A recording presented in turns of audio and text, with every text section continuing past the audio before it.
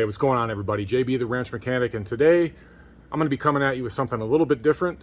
I'm not what I would consider a knife aficionado, but I do like having good knives. I always have a knife with me. It's just kind of a necessity out here. You never know what you're going to need it for. Usually I have at least two on me, actually, because I always have my Leatherman Super Tool 300 on me, and usually a pocket knife and a flashlight. So I'm always on the hunt for a really nice knife that's not going to break the bank. My all-time favorite knife is probably my Benchmade Griptilian. I love that knife. I've carried it for years and years and years. I mean, I've worn almost all of the black PVD coating off of the blade. That's how much I've used it. Kind of my gold standard. I also have a Ontario Rat 1 that I like very much.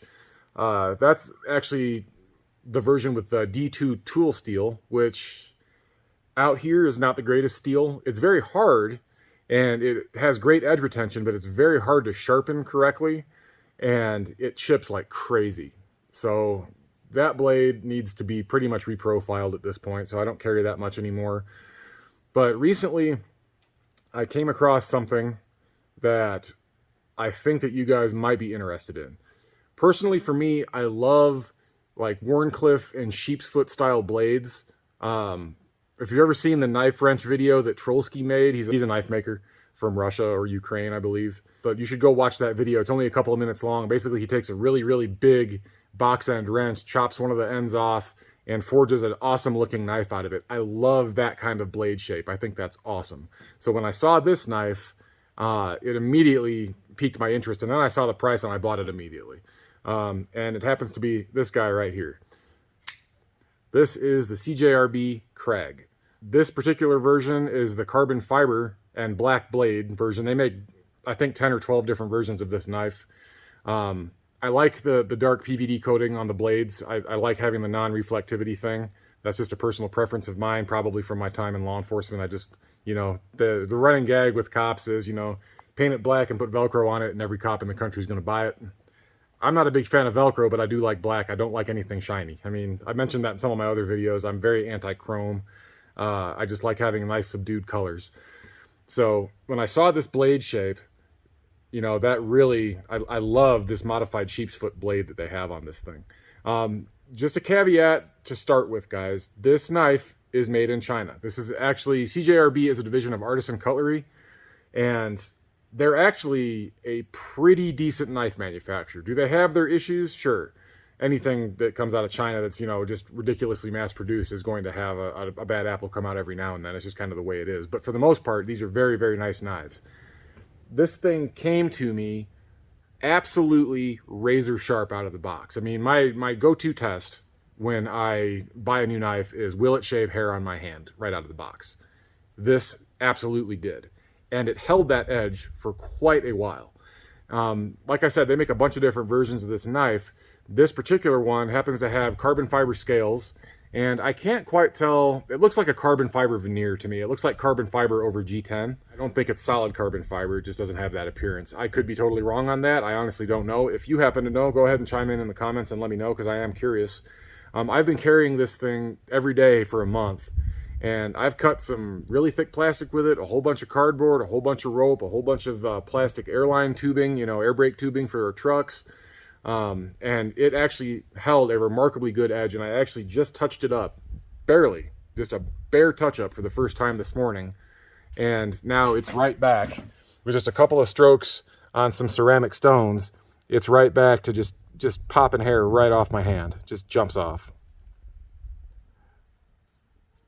So this is a, I don't know if you can see that, if the camera's even going to focus on it, but this is a very, very sharp knife.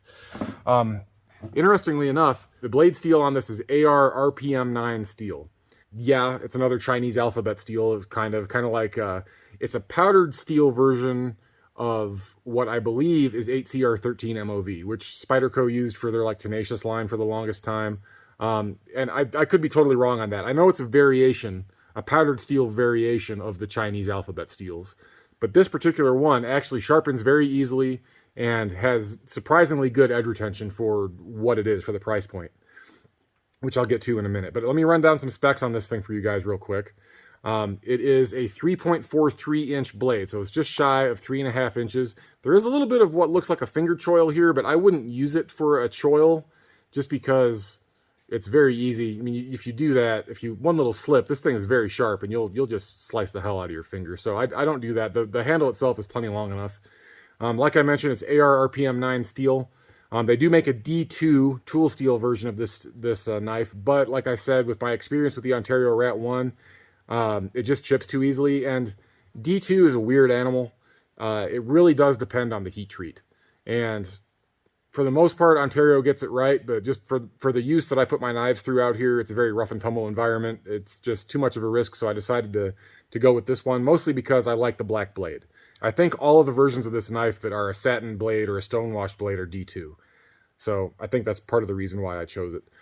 Your closed length blade folded is 4.76 inches, and open length is a little over 8 inches, it's 8.15. Your blade thickness on this guy is 130 thousandths, that's 0.130. So that's a very, not like, you know, hunting knife style thick. It's not a 1/2 inch thick blade or anything, but it's substantially hefty for what it is. Again, it's a modified sheep's foot style blade. The handle thickness, when it's closed, this is where it gets a little bit dicey for some of you guys. It's over a 1/2 inch thick, guys. This thing closed is 0.52 inches, not counting the width of the pocket clip. And it's heavy. It's 5.3 ounces. So for me, that's not a big deal because I'm used to carrying a multi-tool. I'm used to carrying, you know, an Ontario Rat 1's not a small knife. I don't know what the weight difference is. I should have looked those specs up, but this is relatively heavy and it's relatively thick, and the blade does not fold very far into the handle. I'll get to some of the things that I don't like about it here in a second. But it's a honking knife, guys. It's a lot to carry. But if you're a mechanic or you do a lot of field work, or, you know, you're used to carrying heavy tools and you just need something that's not, you can kind of abuse a little bit and not worry about, you know, beating the crap out of it, this is a perfect knife for you. It's been a perfect knife for me. I really, really like this thing.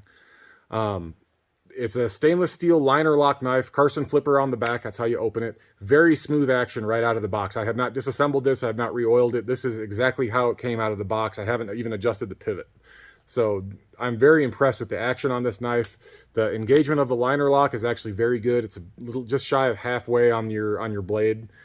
It's actually really dirty right now, so you can obviously see that I've been carrying this knife every day. It's just packed full of junk and dust and dirt and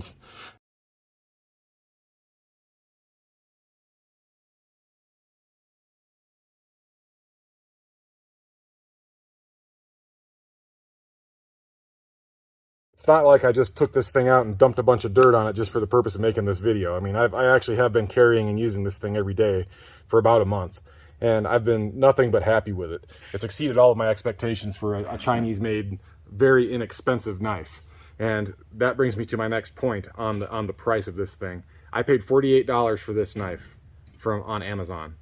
Right now on Amazon, this thing has been marked down to $44.99, the carbon fiber version. There are more inexpensive versions, but this particular knife, this exact knife, $44.99 with a $5 coupon that you can apply at checkout. You can get this knife shipped to you for under 40 bucks.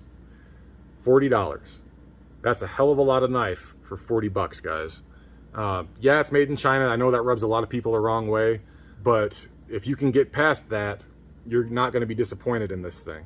That does have a fairly nice pocket clip. It sticks out a little bit further than I would prefer, but it is very secure. Even on my Benchmade, they have a tendency to loosen up. Those screws loosen up over time, and the pocket clip gets kind of wobbly on you, and then it ends up either falling off or you strip a screw out or something. But this has been very, very solid.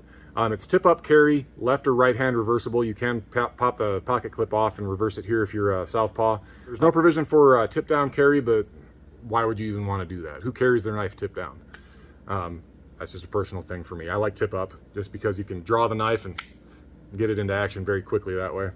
But again, that's just me. Pillar-style construction. So you've got two, what I presume are either aluminum or stainless pillars back here, kind of separating everything. Blade centering out of the box is absolutely perfect. I mean, it's very, very good. Very impressive blade centering.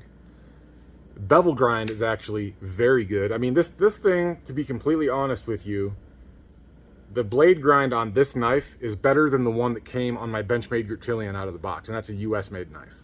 So that immediately, looking at that, really kind of told me that these guys know what they're doing. Artisan Cutlery and CJRB, these guys know how to make a decent knife. The blade grind is perfect. The blade centering is perfect. The pivot is super smooth. I mean, you guys saw just a second ago, I held it up. I mean, this thing has got all kinds of dirt and junk and muck and sand and stuff in it. There's no grit. There's no gritty feel to this thing at all. Even with all this crap, I mean, you can see it on the blade here and on the pivot and everything. There is no grit whatsoever. It's very, very smooth opening, very smooth closing. I'm very impressed with this. So the only things that I really don't care for about this knife, one, the carbon fiber. I could care less if they were just black scales or carbon fiber or whatever. It's more of a gimmick to me than anything else. I just wanted the black blade and the black liner and pocket clip.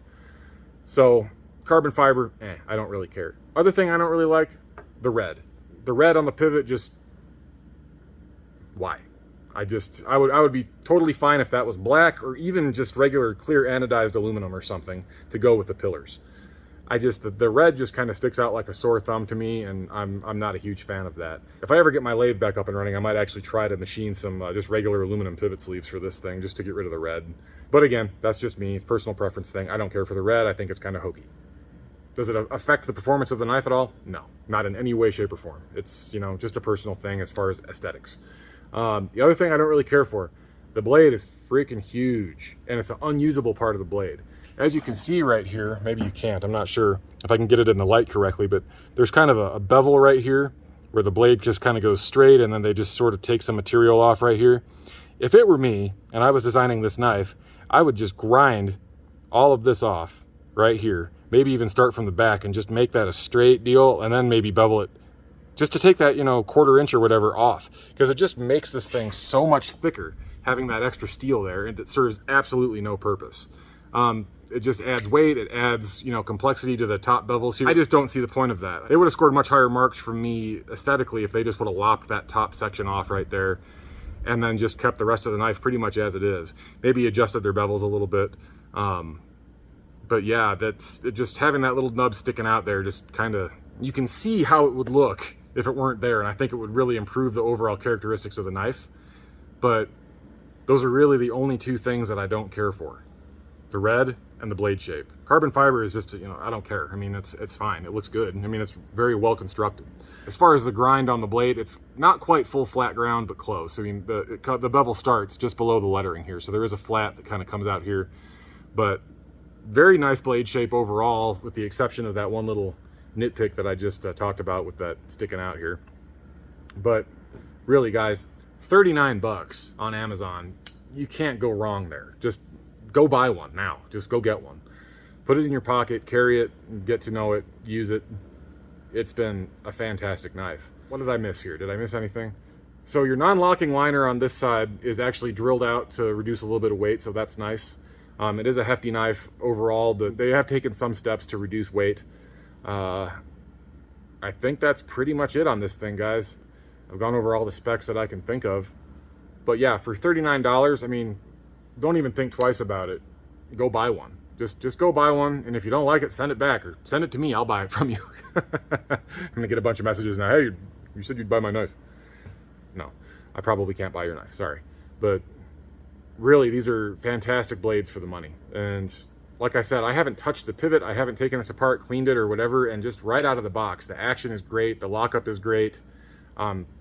There's literally zero blade play here. For as smooth as this thing is and how easily it deploys, I mean, it really is a rock solid knife. A great buy for $48, which is what I paid for it. An even better buy at $39.99. So seriously, guys, I would definitely recommend you go get one if this is something that you like. Other than that, I don't really have anything else to add. If you have any questions about this, or you want to know something specific about it, feel free to leave me a comment, and I'll do my best to get back to you, and I'll answer whatever questions that you have. But I mean, here's some cardboard right here, just effortless, just laces right through it. That's not terribly thick cardboard, but no challenge at all for this thing, and still shaves hair. A lot of hair, actually. Oops, my hands are bald from doing all these knife tests. But I'm really impressed, guys. For the money, it's a great buy. So if you have any questions, let me know. Other than that, that's going to be it. I hope you enjoyed this little tabletop style review. If that's something you want to see more of, go ahead and click that like button. Let me know in the comments. If you're not subscribed to the channel, this is not something I normally do, but I want to start doing a lot more of it because I have a lot more other things that I think you guys would be interested in that I can talk about real briefly. So again, like this video, subscribe to the channel if you want to see more. Thank you very much for watching. I appreciate it. You guys have a great weekend. We'll catch you on the next one. See ya.